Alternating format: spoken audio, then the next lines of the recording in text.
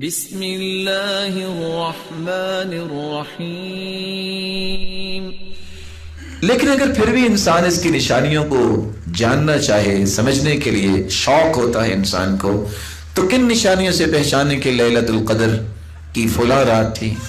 شیخ محمد بن صالح العثیمین رحمہ اللہ تعالی روایات کو جمع کرنے کے بعد چند نشانیوں کا تذکرہ کرتے ہیں۔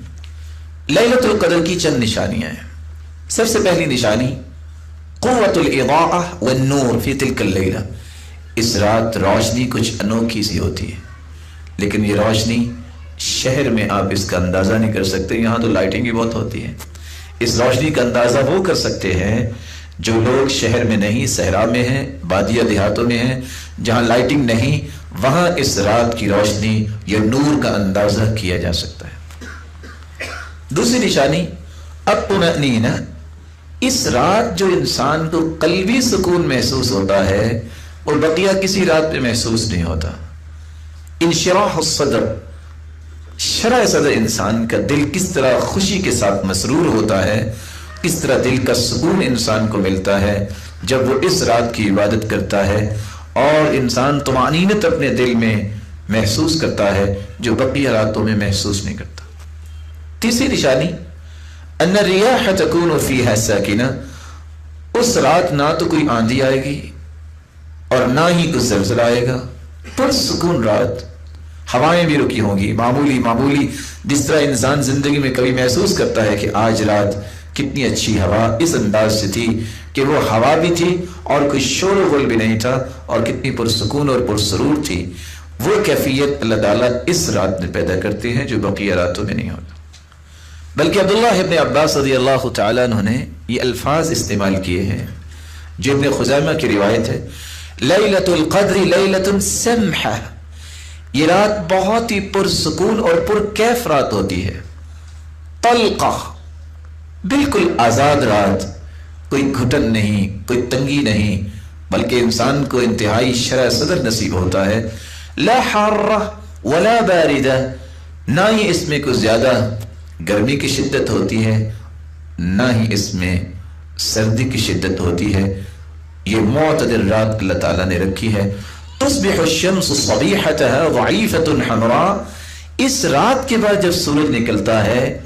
ضعیفۃ حمراء، اس کی سرخی بہت کمزور ہوتی ہے، شعاعیں نہیں ہوتی، سفیدی ہوتی ہے۔ چوتھی نشانی، بعض دفعہ رب تعالیٰ نے ایک لوگوں کو خواب میں یہ دکھا بھی دیتے ہیں، جیسا کہ بعض صحابہ کو بھی دکھایا گیا تھا، اور جیسا کہ اللہ کے رسول صلی اللہ علیہ وسلم کو بھی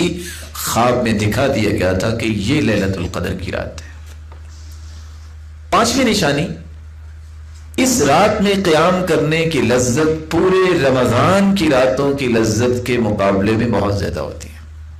ابی بن کعب رضی اللہ تعالی عنہ نے ایک چھٹی نشانی بیان کی ہے، اور وہ کہا کرتے تھے، وَوَاللَّهِ، اور اللہ کی قسم، انی لَأَعْلَمُ أَيُّ لَيْلَةٍ هِيَ لَيْلَةُ الْقَدْرِ، میں جانتا ہوں کہ لیلۃ القدر کی رات کون سی رات ہے۔ کیسے جانتے ہیں؟ الَّتِي أَمَرَنَا بِهَا رسول اللہ صلی اللہ علیہ وسلم،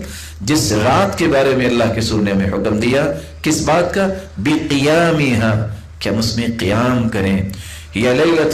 صبیحۃ 27، یہ 27ویں رات کے بعد جو صبح ہوتی ہے، اور اماراتها،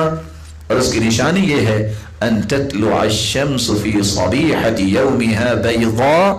لا شعاع لها، جب 27ویں رات کے بعد 27ویں دن سورج نکلتا ہے تو اس کی شعاعیں نہیں ہوتی، اس کی سفیدی بس نظر آتی ہے۔ اور یہ روایت صحیح مسلم کی ہے 179۔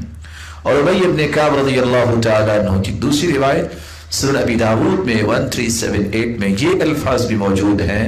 کہ جب سورج نکلتا ہے تو کس طرح، مثل قسطی، جس طرح ایک کھلا تھال ہوتا ہے، لیس لها شعاع حتى ترتفع، جب تک سورج بلند نہیں ہو جاتا اس وقت تک اس کی شعاعیں نہیں ہوتی۔ عبداللہ ابن عباس رضی اللہ تعالیٰ عنہ کی بات بھی آپ نے سنی کہ اس دن سورج جب نکلتا ہے، حمراء ضعیفہ، سرخ تو ہوتا ہے لیکن کمزور، کس اعتبار سے؟ اس کی شعاعیں نہیں ہوتی۔